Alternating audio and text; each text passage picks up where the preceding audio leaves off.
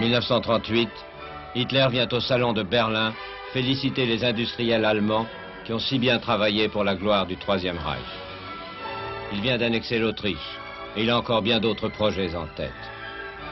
Pourtant, la vedette de ce salon est une petite voiture faite pour la paix et non pour la guerre. Une surprise, une voiture pour le peuple, une Volkswagen.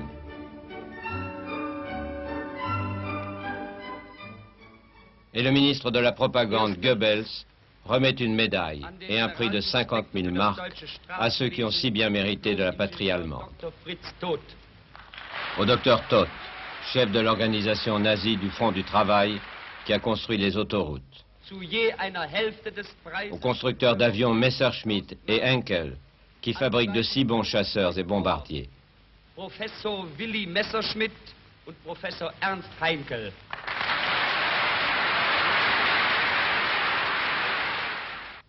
An den Konstrukteur Dr. Ferdinand Porsche. Et à l'ingénieur Ferdinand Porsche, qui a conçu la Volkswagen. Hitler en personne remet les prix aux lauréats et le petit docteur Porsche, perdu au milieu de ses uniformes, provoque un joli scandale. Au lieu de lui donner du Mein Führer, il bafouille « Merci, monsieur Hitler ». Un personnage étonnant, Ferdinand Porsche.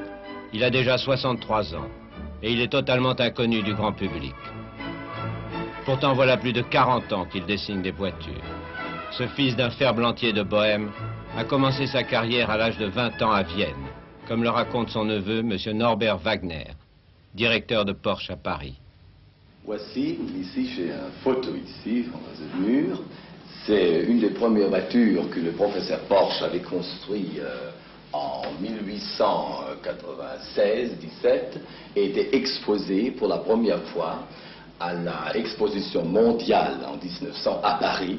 Et il avait inventé un système de double entraînement, c'est-à-dire ça consistait dans deux moteurs électriques chacun de 2,5 chevaux et en plus un moteur à combustible qui rechargeait les batteries dès que les batteries étaient épuisées. Une voiture extraordinaire. D'ailleurs, c'est très amusant que si les Américains ont envoyé la première voiture sur la Lune, la fameuse voiture lunaire, il comportait les mêmes caractéristiques parce que les moteurs électriques étaient également placés dans les roues, c'est-à-dire dans les axes des roues. Voilà.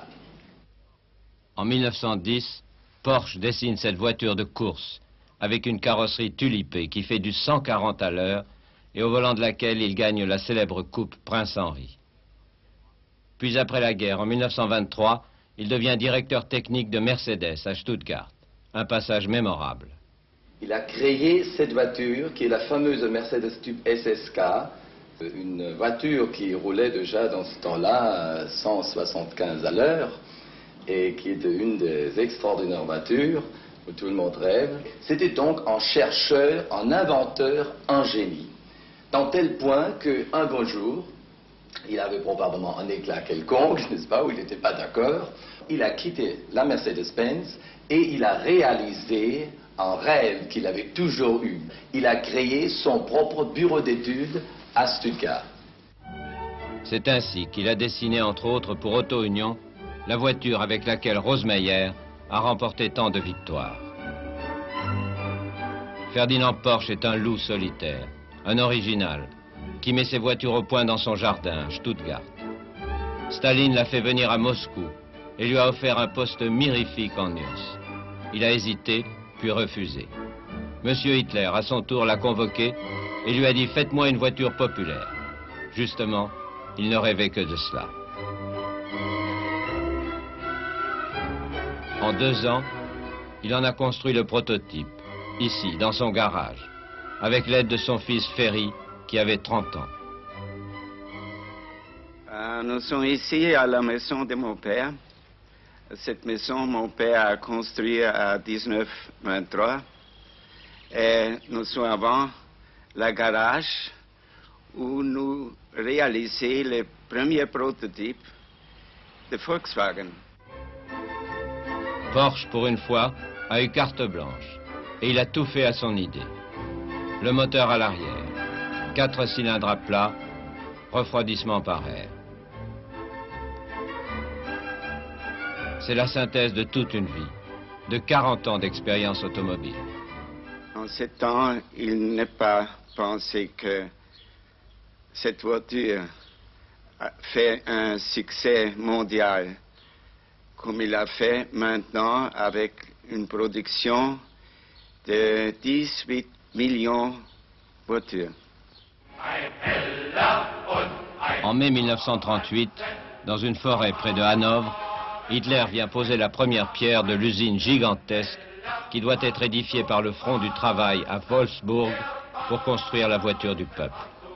Chaque ouvrier, chaque employé, chaque Allemand aura la sienne pour la modique somme de 990 marks. C'est juré.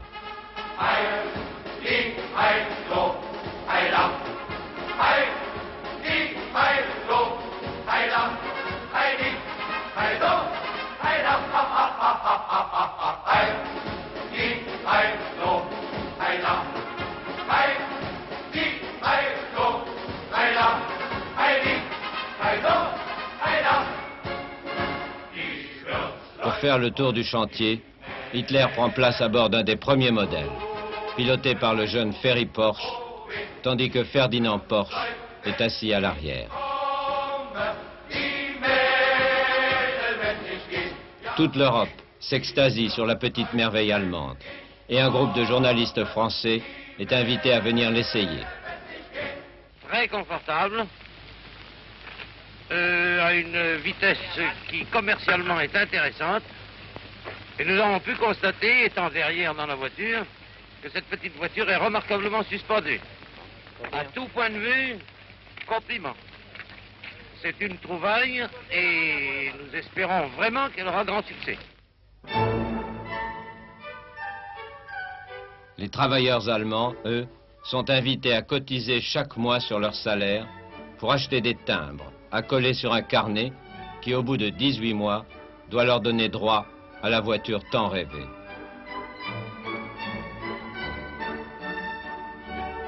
Ils ne reverront jamais leurs économies. Quand la belle usine de Wolfsburg sera achevée, sa production sera affectée à d'autres besoins, ceux de la guerre.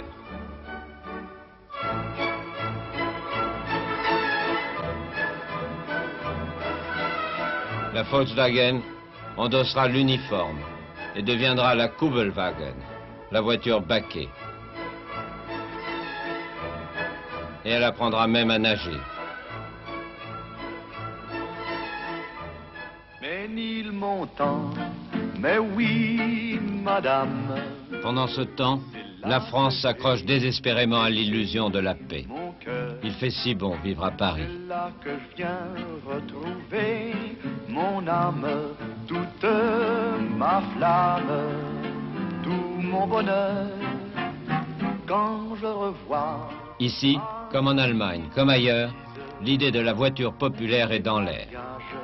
Au dernier salon d'avant-guerre en 1938, le président Lebrun admire la dernière-née de Peugeot, la petite 202, une émule de la Volkswagen, inaugurée avec moins de faste, mais avec autant de cocorico. D'une nouvelle vedette de la route. La présence de nombreuses personnalités industrielles et sportives souligne l'importance du succès que la technique française vient de remporter.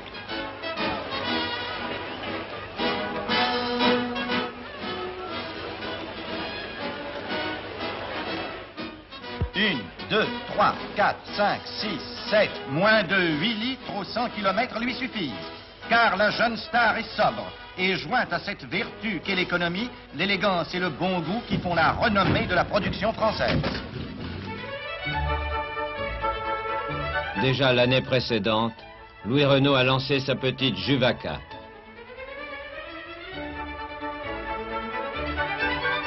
On dirait une petite américaine. De son côté, Simca fabrique la plus petite voiture au monde, la Simca 5, une copie de la Fiat 500 italienne.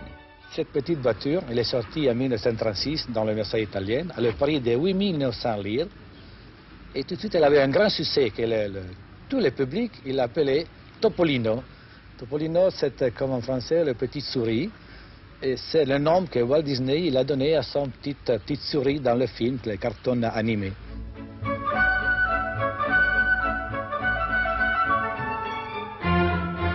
La petite souris de Fiat allait avoir longue vie, 26 ans. Enfin, Citroën a déjà construit en secret le prototype d'une voiture qui devait être la moins chère du monde. Une 2 chevaux, traction avant, que présente M. Norroy, ancien collaborateur d'André Citroën. La première voiture a été étudiée dès 1935 et nous avions fait environ 500 voitures d'essai qui sont restées stockées pendant toute la guerre de 40 à l'usine de Levallois. Cette voiture a eu un succès considérable puisque on croyait que c'était les paysans qui allaient en acheter le plus et finalement ce sont les citadins qui les ont achetés.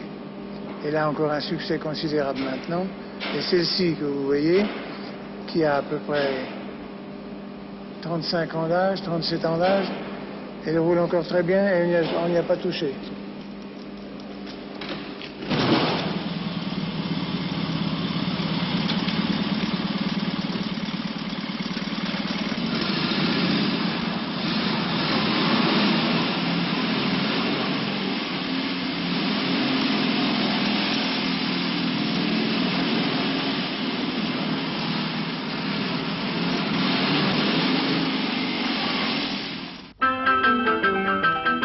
Toute l'Europe annonce à grands coups de trompette le début d'un nouvel âge de la civilisation, celui de l'automobile à la portée de tous. Infatigablement, le génie humain ajoute de nouveaux perfectionnements à son œuvre. De la matière inerte, il a sorti le véhicule mécanique auquel nous devons une transformation complète de la vie moderne. L'automobile étendant chaque jour le domaine de son activité, l'auto, sans laquelle notre civilisation ne saurait plus être conçue, équivaut à l'industrie française, son plus grand triomphe.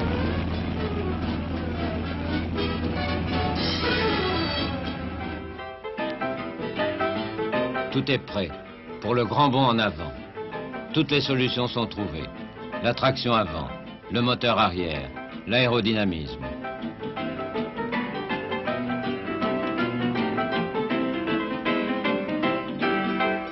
Grâce à la carrosserie tout acier, l'industrie est maintenant en mesure de décupler sa production.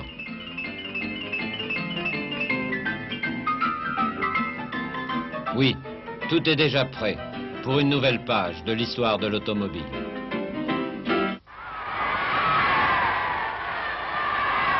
Mais le destin va en décider autrement.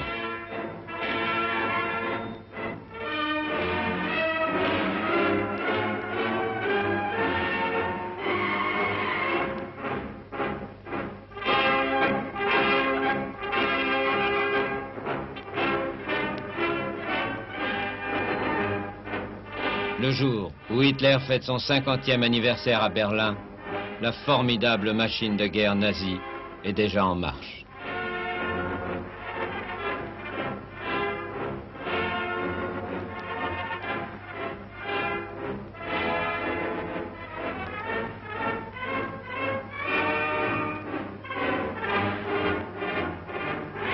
Elle va entraîner le monde entier dans un cataclysme planétaire.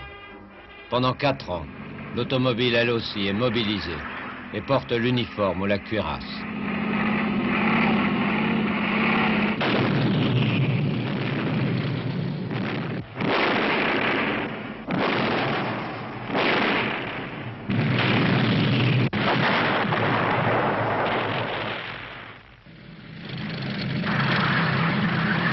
Elle va en connaître des aventures aux 4 coins du monde.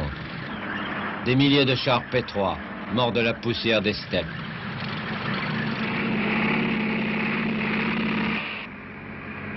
Devant Moscou, des milliers et des